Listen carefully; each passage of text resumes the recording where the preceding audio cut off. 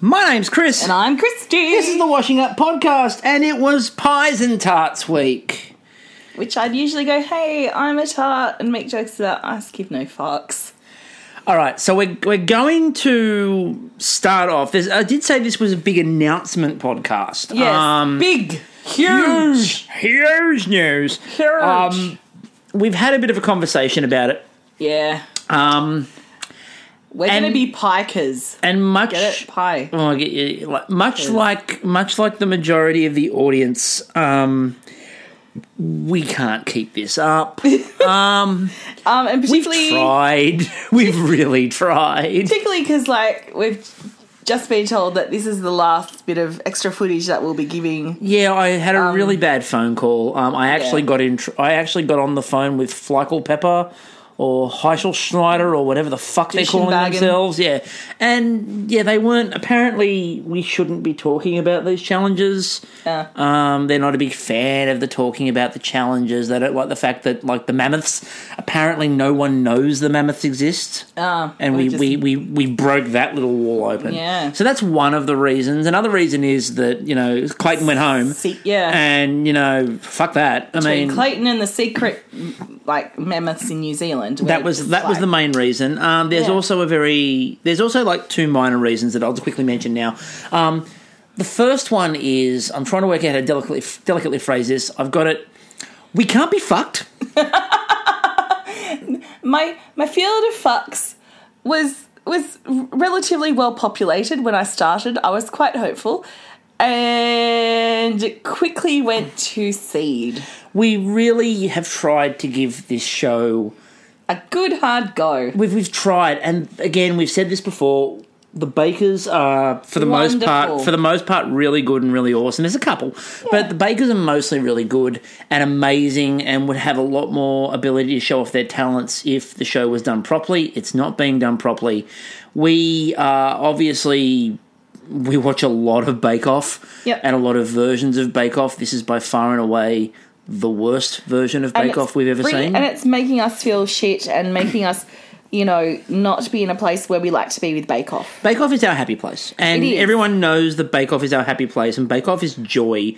And this has been slowly sucking the joy out of everybody who's been tweeting about it. I have joy down So we're stopping with that. The second thing, which we'll get into a little bit more detail, but I'll give you a quick reminder up front. Monday night, MasterChef starting. Australian MasterChef comes back, and we are back into absolute full swing, but we'll get into that in a little bit more detail after this episode. So let's get into this episode, the last one of these we're going to be covering. Yep. And now the opening credits joke, Kristie, I was about to say, Kristie. I was on the toilet. Yeah. I presume the wee I was doing was far more interesting. Oh, significantly more interesting. Yeah. So what they did, for those of us who suffered through it, was they had this thing where Maddie was apparently, her wife was giving birth, and, oh, it's wonderful, oh, it's joyous, I've got to go. And she's like, oh, it's good because it's Pies and Tarts week. And then Maddie went, what?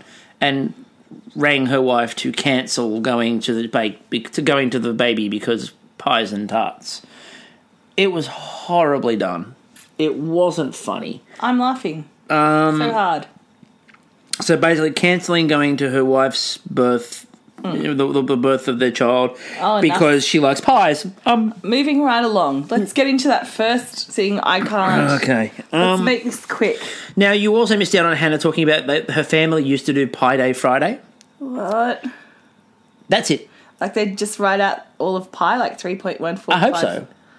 I'd like to think so. It was whoever could recite the most numbers of pi. How far they could get That through. was it. It's one of my brother's skills. Is it? Yeah, he can do that. Oh, well done, Andrew. Yeah, he learnt the song. Not mathematically. 4, 5, 6, 7, 8, 9, 10, 11, 12. Not that one. He learnt the song about pie. But when he learnt the song about pie, he didn't actually learn the mathematics that go with it. 5, 6, 7, 8, 9, 10, 11, 12. Anyway. I'm just giving you background music. And Maddie then also joked around that Pies and Tarts was her hen's night theme, which was riotous. Because get it? Because she's a lesbian, and lesbians. We heard a lot of those tonight, and pie. We heard bunches of those jokes tonight, and they all fell flat. Yeah. So The technical was a Lindsor tart, or as Joel called it, a Lindsor torte. It's like a great big jammy dodger, really. It didn't look appetising. It just looked like a pastry case full of jam with a melting moment batter on top of it. Yeah. Which wasn't part of the recipe, but Dean decided it should be.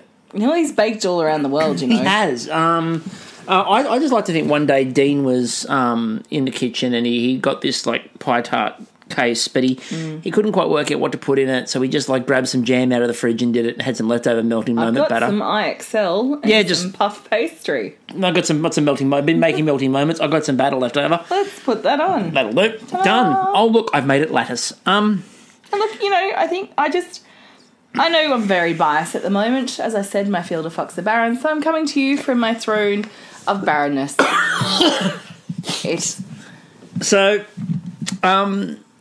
There was a weird B story in this, and again, it's Bake Off. There shouldn't be a B story, but there was a B story, and my God, we didn't need this.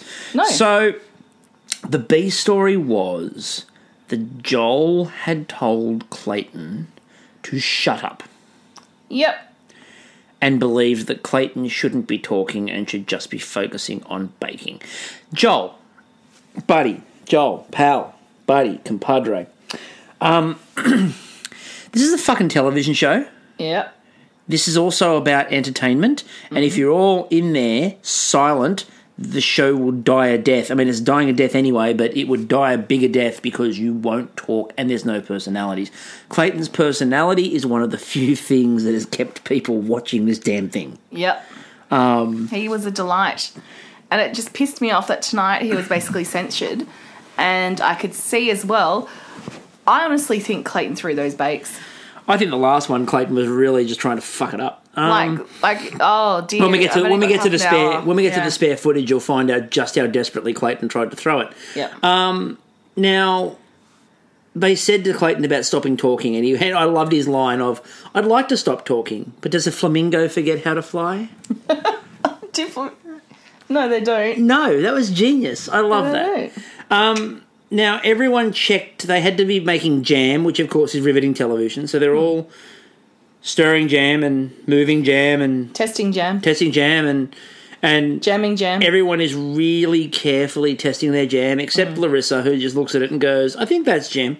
And then put it on the tray and then rolled the tray away and went, "Oh, it's a jam war." Look, I really like Larissa. I like Larissa too. She's not the greatest baker, but she's a good laugh. I love Larissa in terms of she's just entertaining. Yeah. And this is what we're talking about, this whole idea of entertainment.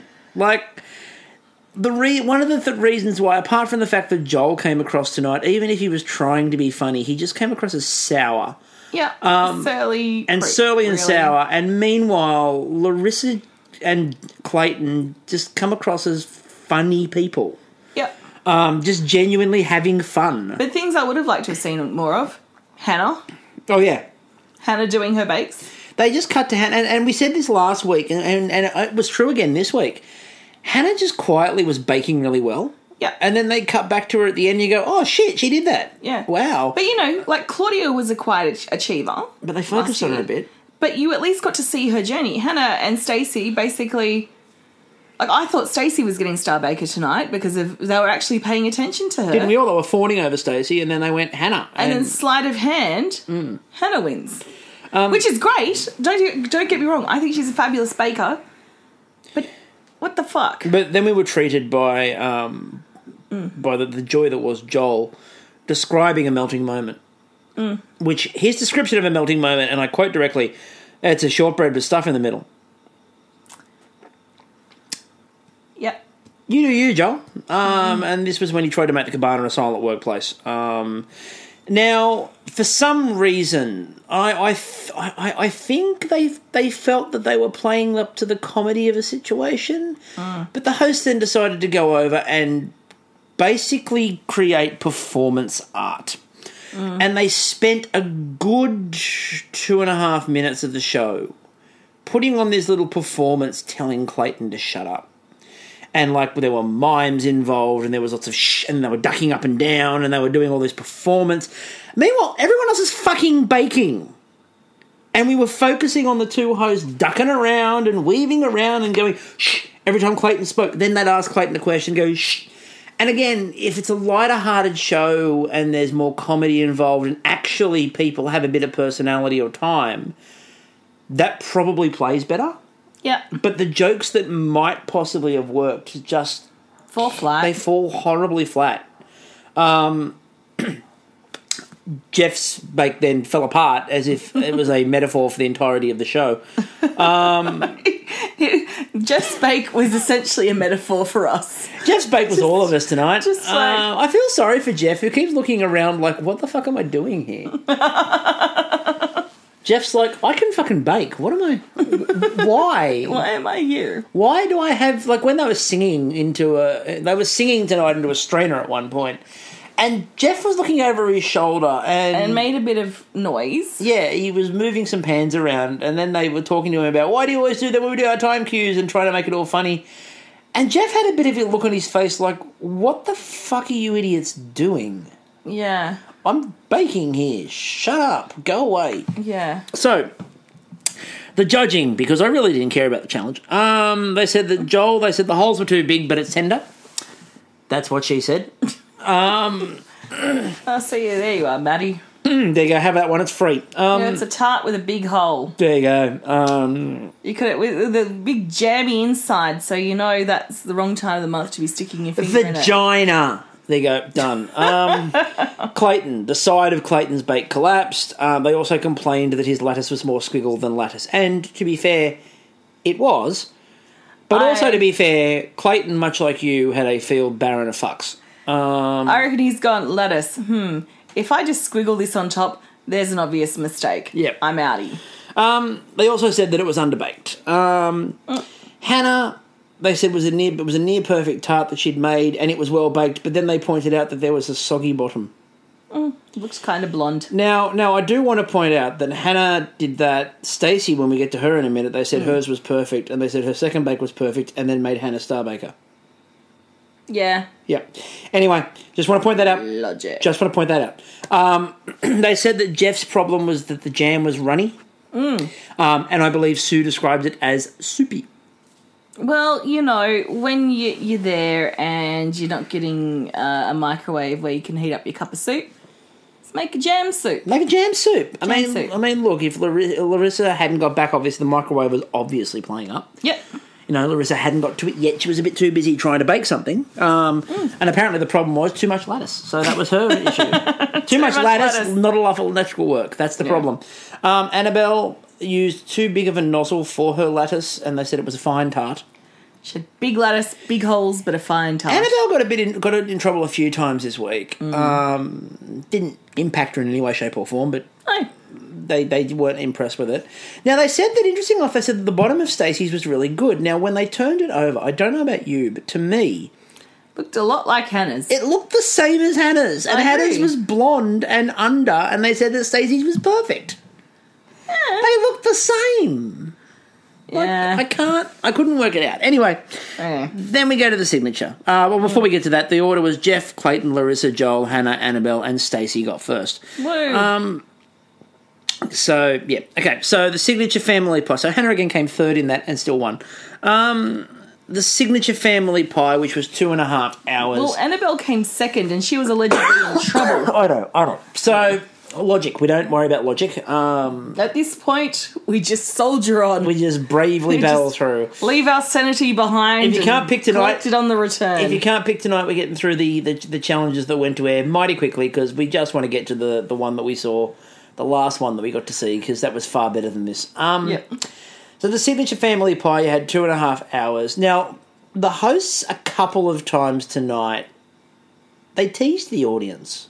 They kept looking down the camera and going... We're getting fired for that. Oh, we're so getting fired. They're so firing please. us. Stop teasing us. Like, I don't like... coming off as nasty and mean. There are going to be things that Madeline and Hayley will fit into beautifully. And again, this is not the TV show. Madeline, Sammy in most things, great. Madeline, Sammy in this, horrible. It does not showcase her talents or plays to her strength at all. So let's get into the challenge. So Hannah had apparently spiffles in her pastry. It's like bats in the belfry. I'm sorry, I've got a few spiffles in my pastry. There's some spiffles in my pastry. Chicken and bacon and pesto with a sour cream short crust and then a puff on top. Sounds delightful, actually. Look, Hannah's pie was a good pie. Don't be Madeline Sammy. I'm doing it better than Madeline Sammy. Madeline Sammy would have gone, I'd like to put my mouth on that pie and give it a good tonguing. Cock. Anyway, I'm getting ahead of myself there with the way of saying cock. Joel was doing a chicken and leek pie with thyme, not tarragon. It wasn't quite his mother's favourite pie. Yeah, no, this was the point where Sue seemed to be really upset that almost my favourite pie. Like, you can't remember my favourite food. But I like it with dill. It's a potato and leek, or chicken and leek, and dill pie. You've left the dill out, you dill. Well, she wanted tarragon. Not thyme. And he's like, starts with tea, Mum. Starts with tea. Then Sue started asking him about how he coped with stress. And it got very motherly. Like it was, so how are you coping? You never call. You don't write. I never hear from you. This is the longest contact we've had in my life, Joel. That's why I'm keeping you in here. I'm keeping you in here because you don't ring me, you don't text me, you don't call. I don't know how your rugby goes. I heard you played rugby. When is the tour to Liechtenstein? I've never heard of it. You sent me to a boarding school with no mobile phone reception. I don't care. I have not heard about the Liechtenstein tour. Then you sent me to a university where there was no mobile phone reception. But you're a front row forward. You're a front row forward. You know how to scrummage with the best of them. Now make me a pie and use tarragon. Anyway, this is where Larissa was doing her chicken tikka masala pie, which was a cool idea. Yeah. With a cockerel on top. Now, this was open to a wide range of puns. There was some great... I could almost hear, if I want to go to, said Mel and Claire, if I want to go with Noel and Sandy, hell, the best ones for this one would have been Mel and Sue. Yep. You could hear it. You can hear the comedy being crafted off the back of that. Skirting around it. You can hear... Beautifully skating about the obvious... You can hear Mel and Claire and them saying nothing, but playing it to perfection. And there'd be a look. Mel would do one of her looks to the camera, look back down and go, yeah, And then there wouldn't need to be a massive deal made out of it. Now, instead, she just looked at Larissa and went, so you're putting a cock on your pie. At which point they burst into hysterics. And then later on there was another one where she went back and said, cock on the pie, and went back and just said it again. And that was when Hannah walked past and went, it's been a while. Hayley walked past and went, it's been a while since you've had one of those, Madeline. Look, they're in... Yeah. And I was like, that one would have worked a lot better had they not fucked up every other joke in the series. Yeah.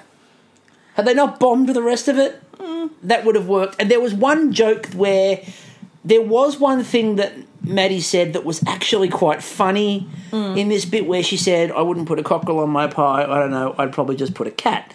Now, that was clever, but she said it so quietly and so out of the way. If that was the first thing... Yeah. It would have been funnier. She said, she'd probably go, bit of a look. Cockerel, not quite to my taste. I prefer a cat on my pie. I'm a bit of a cat. Or a pussy on my pie. No, it would have been cat. Because cat would have played better, because pussy on my pie is too obvious. Yeah, fair enough. So, but... I mean, I like to say things obvious sometimes. Yes. And there's that beautiful Frisky and Manish song where he just comes out with penis, but it's done in such a way that it's hilarious. But the idea is, if you're using it as the shock value, unfortunately for them, it's just like they've got Tourette's and they just blurt out words. Yeah. And it's not done for effect or value. It's just like... penis. And combined with poor editing choices. Yeah, and again, as we said, a lot of this isn't necessarily them. A lot of this is the editing decisions, which are not very good. Clayton had what he called the goodbye pulled pork pie, which in hindsight was a bit of a warning to all of us. No, I think he'd renamed it. Yeah, I think he had. With a checkerboard pattern. Now, Wasn't it a good it was not bang called, pork? No, it was called Goodbye Pulled Pork Pie. That's what he called it. Yeah, I think he wanted to go And home. then Sue decided before he'd even really gone through it that she hated it. Yeah. Like, she's standing at the counter going, I don't understand it, I don't get it, I don't like it, I think it's horrible. And you're like, okay, he's going home. Because we know that when Sue makes her mind up before a bake, didn't matter, it could be perfect. Yeah, but you know I'm also thinking, do you think in the background the shit Joel pulled, Clayton's just gone, I'm not putting up with it, I'm going to leave. Look, to be honest with you, I'm going to do things to make me leave, and I'd like you, and everyone's on board with it. Yeah, I think that Clayton had a bit of a look of, I'm going home, I don't want to be here. Yeah. I think he just decided to go home. Yeah. It occasionally, like, you could play that be quiet thing for laughs and a joke. It didn't feel like that. No. It felt like Joel, and again, it may have been completely wrong, and they may come back. Someone may get in touch and go, "Oh no, it was really good spirited and it was funny." But the way they edited it to make it across like that at all. Yeah, no, it came across to the audience like Joel was being a dick. Yeah. And they told Clayton to not talk. And who knows, it might have been very annoying in the thing with Clayton talking all the time, but it's a TV show. Get over it. Yeah. Stacey made a triple berry short crust pie. That is literally all I wrote about Stacey's. Mm-hmm. Jeff made an apple and blackberry pie with custard in the middle. Now, technique. Jeff has them. Yep, he certainly does. Sue. Custard. Terrified. He should have put fish fingers around it. Should have. A fish finger and custard pie. Doctor would have loved it. Yeah. But 11 comes twirling in his TARDIS. Sue was baffled by the wizardry. How are you going to make custard stand in the middle of a pie? And all Jeff didn't say anything. He just pulled out the smaller ring and put it in the middle, and she went, oh. And then, so it's going to set in the middle of the pie. And you could almost hear Jeff going, come on, people. Come with me. Come with me. I'm making this work. Annabelle made a peach, pear, and basil pie with basil short crust base. Basil? Yeah, I don't know. That's probably going to be nice. Probably. It's Annabelle. She's pretty inventive and good. Now, Clayton opened up the container with the pulled pork at this point, and I just wanted to dive into the middle of it. It looks so good. Juicy. Although apparently not well cooked enough to make pulled pork. Oh, pulled pork. Oh, should have just gone to Subway. Should have. Now, this is where I did have one big problem tonight with the judging. Only one? Well, yeah, one big. One big one, okay. Dean. Yep. So Dean went around and tasted some of Stacey's filling. Mm-hmm. And then turned around and went, that's the bomb. Great. Probably shouldn't be giving her that advice. Most of the time they taste it, they ask him questions, and the judge just looks and walks away. That, I didn't like the fact that he gave feedback. No. I didn't appreciate it. Then we went back to Larissa's again, where there were more cock references, and then they talked about the fact that her egg wash was a bit spotty, and some bits had crisped up and some hadn't. And that was the challenge, and we're not shortchanging it. That was it. Yep. The judging. Jeff, they said it looked like a real family pie, which is handy given that's what the fucking challenge was. Yeah. Sue again remained baffled by what I've referred to as custard wizardry. You're a wizard, Jeff. Yeah, she cut it. She's like, the custard. It's amazing. Like, custard wizardry. Like, he's a custard wizard. And they said it was delicious. And then Sue again just went back to talking about the fucking custard wizardry in the middle. Well done, Jeff, by the way. They're good technique. Yeah. Joel, they said that it looked knitted. However, there was a soggy bottom. Because he used glass. And glass, of course, doesn't really have anywhere to sort of, like, breathe. It also doesn't get up to the same temperature as metal. So as a result, you just get, like, the moisture all trapped and everything goes soggy. Yeah. They said the top and the sides were good, but the bottom was horrible. Yeah. I give no fucks. No, I know. Move you don't. along. I know you don't. I'm working. I'm working here. Sorry, everyone. I'm working here. I'd be on, but I just can't be fucked. Annabelle. Sue quizzed her about the fruit. Here, I'll throw in a random felching. There you go, beautiful. Madeline style. So Sue quizzed her about the fruit and was like, what did you put on the fruit? And she's listing things going, no. Cornflour. That's it. And then she goes, it was a bit floury. So hang on a minute. Why the fuck did you get her to list a billion ingredients when you were going to sell it? It's floury. Just go, did you use flour? Like, just ask. Like, is there any other ingredients that could possibly come off as tasting floury? Brandy. Chili. Chili, yep. Chicken. Possibly like mushrooms. 100%. They all taste like flour. God damn it. I'm looking forward to George Columbaris. Oh, he's going to be a relief. A breath of fresh air. Oh, and Gary's just standing there looking like he wants to be anywhere but in the MasterChef George kitchen. Columbaris and Gary Meehan are going to be a breath of fresh air after this. Yeah. I mean, look, Preston's always awesome. But, you know, the other two, it's going to be wonderful. I can't wait. Anyway. You know what I saw? In one of the promo shots, they're all, like, eating coloured spaghetti. Oh, yeah. Well, no, Matt has it in his mouth. The other two are looking like, oh, my God, it's a carb. George is literally holding one strand of spaghetti. And then he probably went to 4 different gyms to take selfies. Yeah. Anyway, Larissa... Probably one of ours. Probably. So Larissa, they said she told the cock joke, and Sue just deadpanned it like, what the fuck are you on about?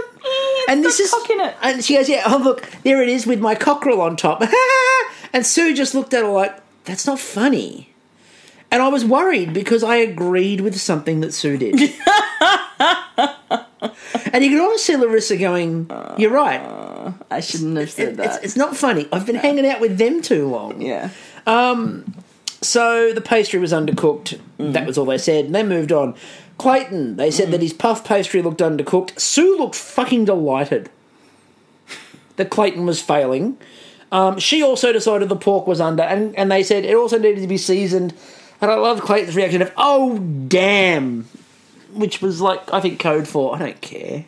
Yeah, I give no shits. I'm going home to my beautiful family and to the awesome dinosaur park. All Clayton was thinking at this point in time was, why didn't I fucking put cornflour all over it? I should have coated my pork I should have just rolled the whole pie in cornflour and gone, there you go. Oh, it wasn't seasoned enough. See if you can find the special ingredient now. It's a bit floury. The judges fawned all over Stacey's, which was really a surprise then that she didn't win Star Baker. Although again with Hannah's, it had great height, and as I put down in my notes, amazing. They made all kinds of weird moaning noises about the pie. Yeah. They didn't say anything. There was just a lot of Sue going, it was weird. Sue with some pie action. So anyway, Hannah was Star Baker, which surprised everybody because I'd already written Stacey in my notes, so I had to change that. And Clayton going home, and I had that written in my notes, and I didn't have to change that. And Clayton didn't look really upset by that in any way, shape, or form. No. So, as we said to you at the start, this is the last one of these we're doing, and this is the last challenge that we have been sent. Yeah. And will be sent. We definitely after this. We had to fight to get it. Yeah. It was not easy. No. I hope everybody appreciates the length we went down to go Canberra through. yesterday to negotiate the New Zealand High Commission. we were in with the New Zealand High Commissioner yesterday. It was a long and drawn-out and protracted negotiation. We got there in the end. Thank you, Rhiannon and Mike, for feeding us after that. Thank you very much for that. Yep. Also, we'd just like to announce that as part of this agreement, Dave Dobbin and the Herbs will be conducting a tour of bowling clubs, only bowling clubs, in certain parts of Australia. If your city or town or suburb has 3 vowels within a 9-letter or less name, Dave Dobbin and the Herbs are coming to your RSL. A bowling club, sorry, not the RSL. They wouldn't do that. We tried to do the RSL. They wouldn't do that. The bowling club, definitely. Apparently, they're not a big fan of that. RSL That was part of the negotiation. So the Dave Dobbin tour is coming again. Very specific: 3 vowels, 9 letters or less. bowling clubs only. So look forward to that. Hey, we've got a lot of faith in them, though. So, the challenge. This was the showstopper. They are doing their Squirrel X mashup, though. Oh, that'll be good. Yeah, it'll be good. I can't wait for that. I'm so pleased they're into dubstep. Yeah. Like herbs and dubstep. The herbs and dubsteps, it's just perfect. You know, when the bass drops, holy fuck. Goes off. Oh, God, they go off. Like herbs in a blender. The mosh that Dave Dobbins involved in is incredible. Anyway, so this challenge. Do they mosh with dubstep? They don't mosh, do they? They do now. So this challenge was the last one that we got sent. So we went down to the consulate. We brought the footage back this afternoon. It is already in an express envelope back to Canberra. Yep. It has to be back on a plane tonight. I believe it's a DC-10. It's got military escort. It's being flown back. It's going to Invercargill. Yeah, I think Russell Crowe's hitching a lift. Yeah, Russell Crowe's got a lift as well, but it's going to Invercargill. Sue has a private library in Invercargill where she's putting it in her private collection. And why wouldn't you? Because this challenge was a showstopper and a half, wasn't it? So wow. Pastry week? Yep. Oh, sorry, pies and tarts. Pies and tarts. It was a Pie-a-rama. It was a Pie-a-rama. So what they wanted was, they didn't want a normal size pie. They wanted you to depict a great moment in Kiwi history. It seemed to be post-invasion Kiwi history. Yes, so we're not talking. There was no Treaty of Waitangi. It was all post that. Yeah. And a lot of people sort of clung to things they know really well. Yep. Some people went a bit outside the box. Some people went to a whole other realm. Some people stayed well and truly inside their box and never even bothered to peek outside it. So let's get into it. So let's start with the obvious one. So Joel. Now, Joel made a Pie-a-rama. Now, by the way, before we get into that, we didn't mention the challenge time, which is very important. 7 hours, 42 minutes. 23 seconds. Yep. Exactly. 7, 42, 23. That was it. So, and not a second over. Are they the numbers from Lost? Is this what we're getting at? I just realised this. I just realised something. What? 742 Yeah. is the Simpsons address. 742 Evergreen Terrace. Oh, my God. Inception. 23 is the number of times Flanders has... Looked like he's wearing nothing at all. Yeah. Anyway, moving on. So, okay. So the obvious one, first of all, Joel. Joel decided to make an homage to the New Zealand rugby team. And they're like, it's a moment. He's like, well, every moment of the New Zealand rugby team is great. So his Pie-a-rama, it was about 1 metre long. And what he decided to do was he made pie versions of great All Black players. And they each had a different filling. So Richie McCaw, the former All Black skipper and legend and much hated person here in Australia, he made a lemon pie, and his rationale behind that was that he was a little bit sour, and sort of they built up, like, that was one example. It was only one example. There were a number of great examples across the scope of his pie, but that was, I mean, that's the only one the Australians really care about is the lemon, the very bitter and sour prick. Anyway, sorry, I'm having a personal moment here. Moving right along to Jeff. Yeah. So Jeff's pie was interesting because Jeff again went with 1 metre. Yeah. Can I just say, though, I just have to mention that the Jonah Lomu pie looked quite nice. Yeah.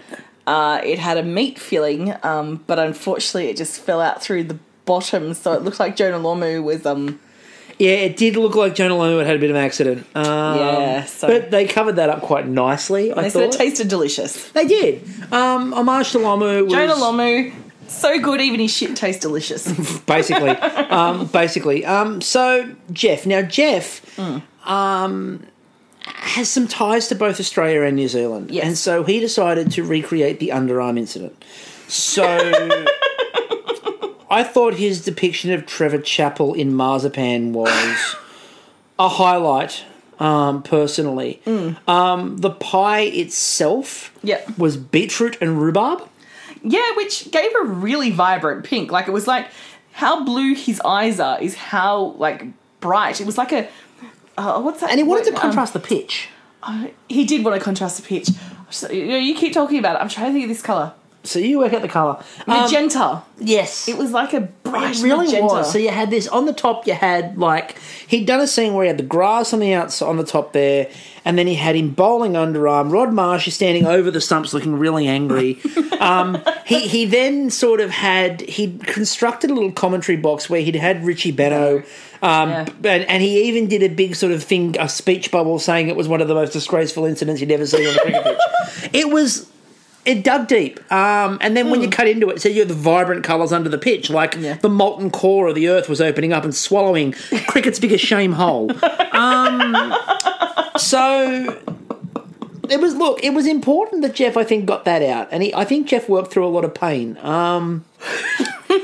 Now, Annalise. Therapeutic Pie-a-rama. It was a very therapeutic Pie-a-rama. And there we have the episode title. The Therapeutic Pie-a-rama. So Annalise decided to go with New Zealand royalty, basically. I mean, she's a classy woman. She is. Annabelle.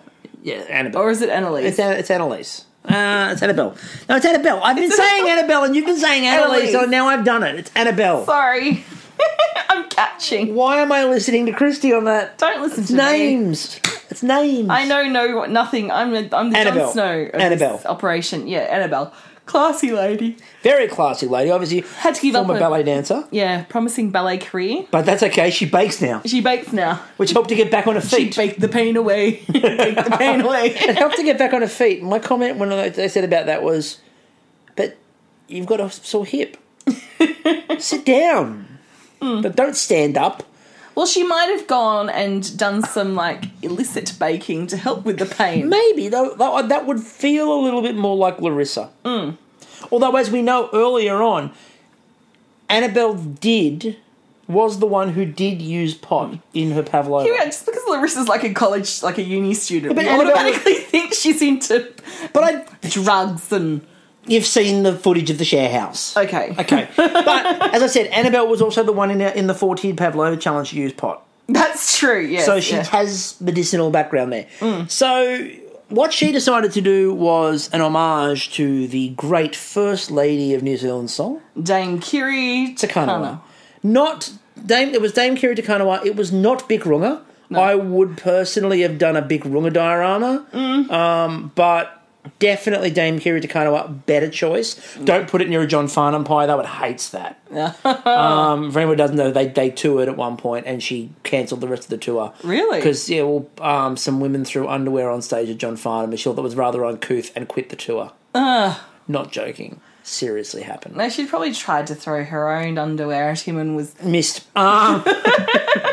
Where's my underwear, ladies? She hit Angus Birchall on the drums behind him, and that was the end of it. Or Chong Lim playing keyboards. So, more importantly, she was doing Dame Kiwi Tekanawa, but it's not on operas, on stage, it's doing one of her famous roles. Well, the problem was, I think, for her, that it wasn't action, and everyone else seemed to be doing action. Yeah. So, I think Annabelle had a really interesting solution to the problem. Yes, she did. Table tennis. Yeah. Dame Kiwi Tekanawa playing table tennis.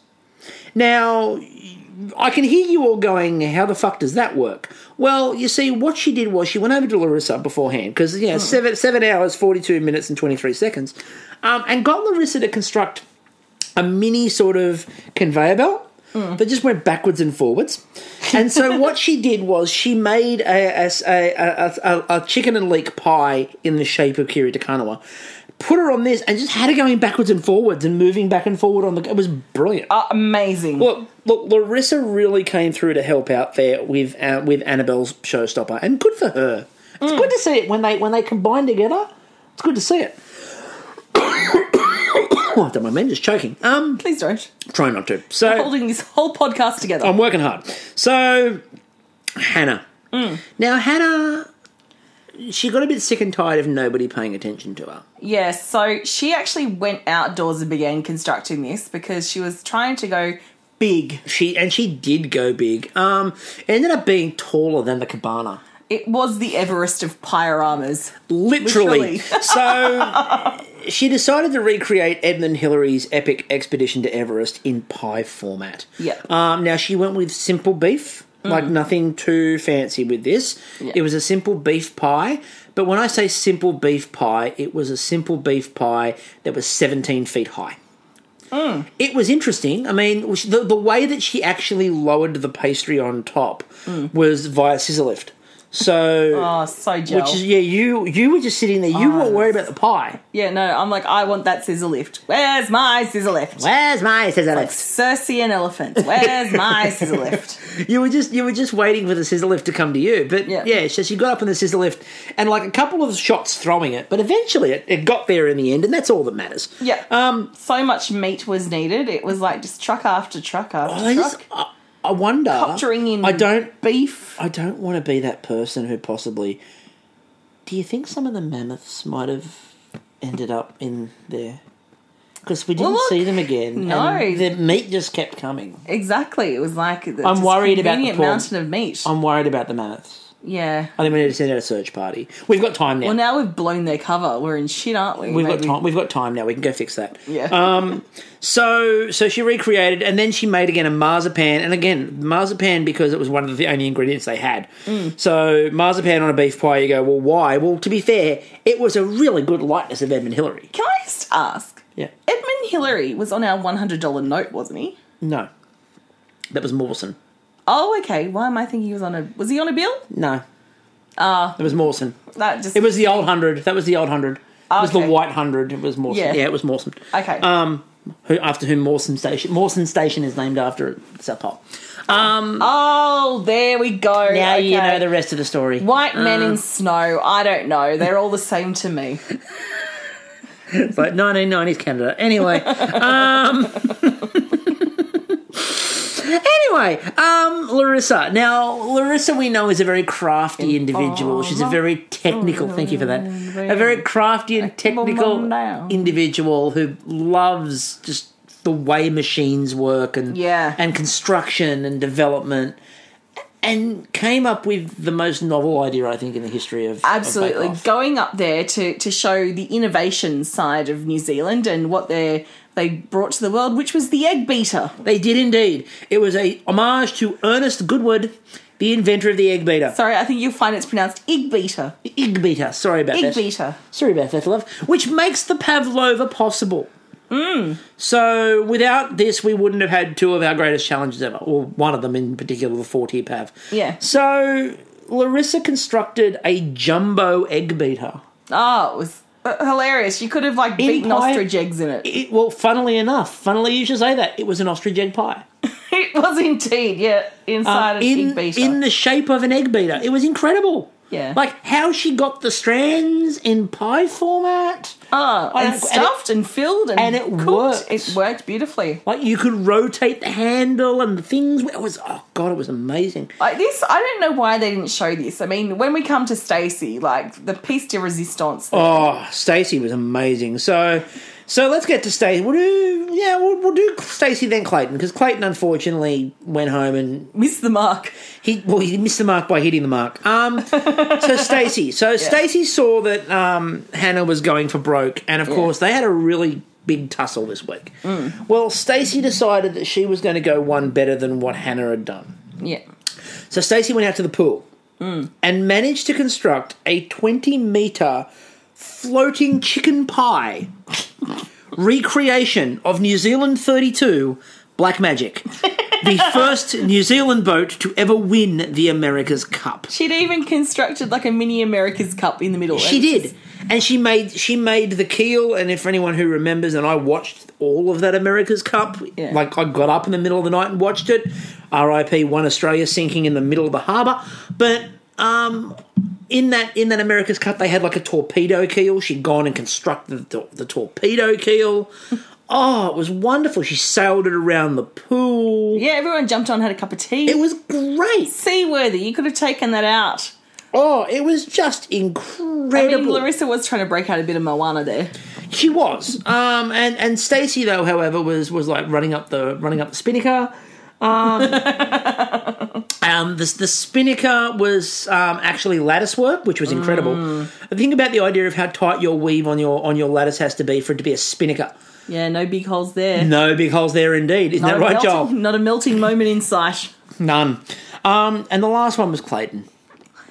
Now, I loved Clayton's choice. Oh, I thought it was great. Because for me, it is one of the highlights of the trilogy, the Lord of the Rings trilogy. Great moment in New Zealand history. Dwarf tossing. Oh, it was wonderful. Yeah. Now, he constructed both of them. So if we remember at the Battle of Helm's Deep, Yep. it's Aragorn, it's Gimli, and they need to lower lower the drawbridge, one of the two. Yeah. And the only way was to toss Gimli along. Dwarf tossing. Yep. Beautiful moment in cinema history. Filmed in New Zealand. Exactly. So there were two different. One was a bacon and egg pie dwarf. Yes. And one was a spinach and ricotta. Yeah. Which one went further? It was the spinach and ricotta, wasn't it? Yeah, it was a bit lighter. It had a bit lighter, because, the meat was a bit denser. Yeah, a bit more aeration with the ricotta. Apparently, when they did the judging, Clayton was told that's not real.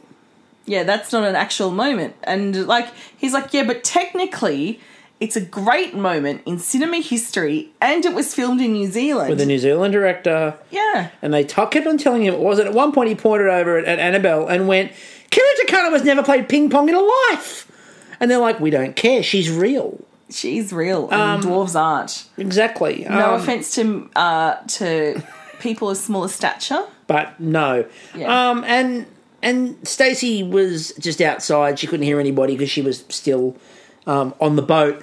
And Hannah got stuck up at the top of Everest because the cherry picker fell over. She had to start eating her way down. Yeah, so she was diving through the middle of the pie. She was the first to be judged because the judges were trying to help her. Yeah, they were trying to get her out. Yeah. She decided to eat her way through. That didn't work, and she sort of sank into the meat mixture. Yeah. Luckily, she had put some mashed potato on top to be the snow, and she started an avalanche. Yeah, so and then she was able to sort of float out on that, which was handy. Yeah. It was a great challenge. I'm disappointed it didn't go to air. It would have made the show so much better.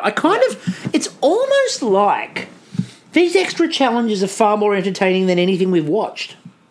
Absolutely. I don't know. I got no idea why. I don't know. Why are these things, not better? Why are these things better than the show? No idea. Anyway, we're not doing any more of that. Okay, let's cut to the chase. So that's it. Yep. Now, we're going to give you a heads up now. Yeah. At the very, very, very, very, very end of this episode, we're giving away who wins. We're telling you who wins. So if you don't want to sit through the next 4 weeks, 5... whatever the hell it is left, if you're joining us for the next thing we're going to talk about, then just listen to the last bit of this podcast after we say goodbye, and Kristie will tell you who wins. Yeah. Because we're not going to go through this. We can't do it. It's not possible. No. Why can't we do it? Monday night, MasterChef Australia returns. And I never thought I'd say this, but I'm actually kind of looking forward to it. Yeah, after seeing... It's weird. We need a pick-me-up from Bake Off. We're going to watch MasterChef. For those who remember the end of the MasterChef podcast last year, we said we needed to do Bake Off because we needed a pick-me-up. So Kiwi Bake Off has kind of left us a bit disappointed. And I'm kind of hopeful because they seem to have... They've gone for a different, kind of pastel palette with their advertising. I'll be interested to see what it's like. We're probably going to have some old favourites call by from time to time in this series. I've got a bit of a hunch you'll be hearing from a few old favourites on the podcast in the next couple of weeks and so forth, as our never-ending escapade through MasterChef Australia begins. Yeah. It is a never-ending path, but the first few weeks of it are normally a bit fun. And I'm feeling a bit generous at the moment. Yeah, I'm hoping all the judges are reinvigorated. I really do. I hope the Insta-gymming for two of the judges has really helped them. I hope it's helped them. I hope the adrenaline and I hope the sort of the buzz they're getting off their exercise means they're nicer. Yeah. But look, it'll be good. The first few weeks are good. The first couple of nights of podcast are good fun because it's everybody comes through and we get the first montage of mediocrity. We get to bring the montage back. We will be doing the drinking game again this year. Yeah. That will come back, so we'll have a drinking game in... Or Cheesel's game, whatever your choice is. No, it's a drinking game. Okay. So we'll have a drinking game back in for the first night, and we'll do one of those a week, so we're not doing those every night, because It's a lot of work. Now, the podcast, we haven't finalised the details yet. We will let you know that schedule once we've got into it a little bit. We are anticipating this year 2 a week. Yeah. We did 3 last year, and it nearly killed us. Yeah, it was quite a big effort. So. Especially as we got towards the end. Unless we need to do an emergency-style podcast a la Huda Going Home, which was still one of the more downloaded episodes. Nice way to spend a honeymoon, that one. I might get drunk and rant on one. That could be fun. We'll find out. Like I said, we'll probably have some different people on, and we're hoping that you join us through MasterChef Australia. No, I think we should be having a sphere count. Or definitely a sphere count. Or a schmear count. Maybe we could do it to work out what is more popular, sphere or schmear. Oh, we're going to do a sphere counter, definitely. Schmear counter probably, and a parfait count. So there's going to be parfait, sphere, or schmear, and I think that might become a segment. Yeah, parfait, schmear, or sphere. Yep, and we can see who won in the episode. Yes. So we're going to get you to help us count that. So that'll be something that we're going to look to do on MasterChef Australia. But MasterChef Australia starts on Monday, and we will be back for it, and we will be here for it. We will be podcasting on Monday, and then after that, we'll work out the schedule, and we'll tell you what the schedule is once we work the damn thing out. Yes. There are a lot of moving parts to this, and I hope everyone understands and appreciates the fact that, you know, we're not paid to do this. No, we do it for the fun of it, and I honestly went into Kiwi Bake Off really hopeful because I thought, oh, it's New Zealand, it's Bake Off, it's got to be awesome, and unfortunately, completely wrong. It's not. No.